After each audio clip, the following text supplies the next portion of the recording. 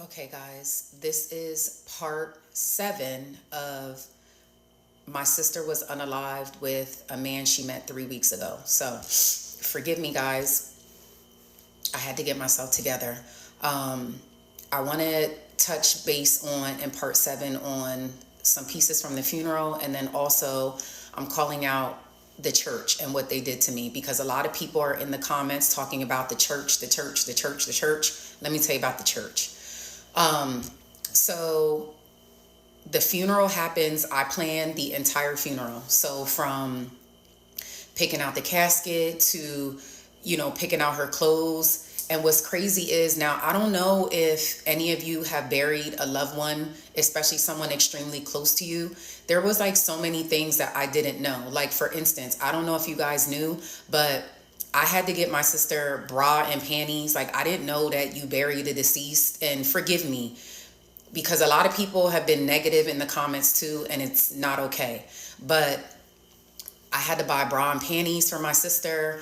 Her favorite color was purple, so I buried her in purple. I got a rosary made to put in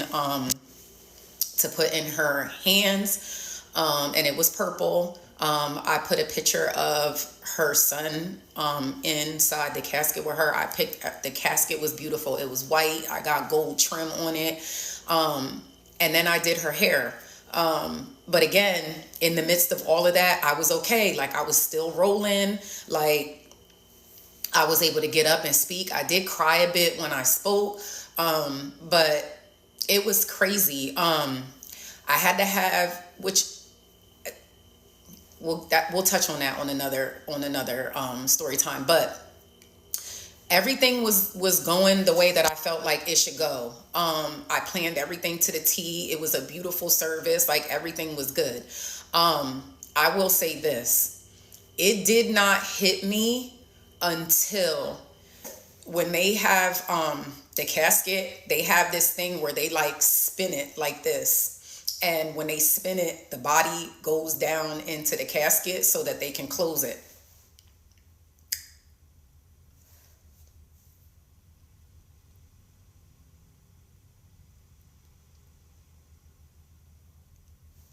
When when they wheeled her down, her body went down in the casket. I lost it. Like, to me, it was giving, this is it. Like,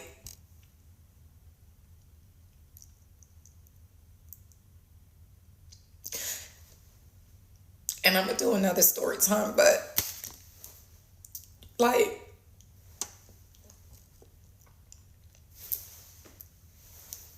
y'all gotta understand. And I'm sorry, like I said in my whole life, I would never cry on the internet. Like, I would never, but y'all, please just forgive me. Um, I touched on, and I'm gonna do another story time on this too, but I touched on um my mom's addiction and stuff. Like, it was me and her. Like, y'all don't understand. Like, it was days where my mom would be missing for 2, 3 days at a time. Um, there was days where like there was never no food. My mom would get her food stamps and she would sell her food stamps. And I would walk my sister miles in town, and we were so little. But I knew that if I could just get her to the soup kitchen, that we could eat. Um, I'm a beautician today because of her. I was so smart when I was young, and I'm talking like y'all don't understand. Like, we was 6 and 7 years old, like we was little, and I knew, like, I had enough sense to say, like, if I sent us to school looking like a certain proper way, that at least like nobody would know, like, to call children in service. So I would get up in the morning and I would do her hair every morning with Blue Magic hair grease, or sometimes I would use Vaseline. And I will take our underwears and I will wash them out in the sink because I was smart enough to know that we at least needed clean panties. So I would wash the underwears out in the sink and I would hang them in the back window. And it would be crazy because sometimes in the wintertime, you know, it was so cold outside that the underwear didn't dry in time. They would have icicles on them. Like, y'all don't understand. Like, I took care of her. I took care of her. When we was hungry, I used to go to my friend's house after school and I used to pray that they would say, like, you can stay for dinner, you can stay for dinner, because I knew that my only meals was in school. So regardless of anything, I went to school, you know, like, so I could get breakfast and I could get lunch, but I knew I had to figure out dinner. So I would go to my friend's house after school and I would pray that they would say, oh, you can stay for dinner. So what I would do is I would eat the food, but I would specifically eat half of the plate. And then I would like rush and act like I had to go home. And I would be like, well, can I take this with me? Because I would take it home for her because I knew she was hungry. Like, when I tell you, y'all, like, y'all don't understand. I took care of her. So, and it's so much more that I could share with y'all, but you don't understand, like, when they willed her down and her body just went down into the casket, it was like everything went. The hurt, the pain, the hungriness, the not having clothes, the being made fun of, the bullying, like all of it.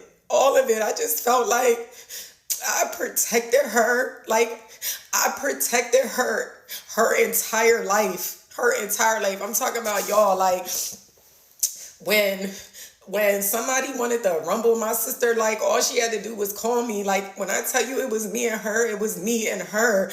It was me and her until the end. And so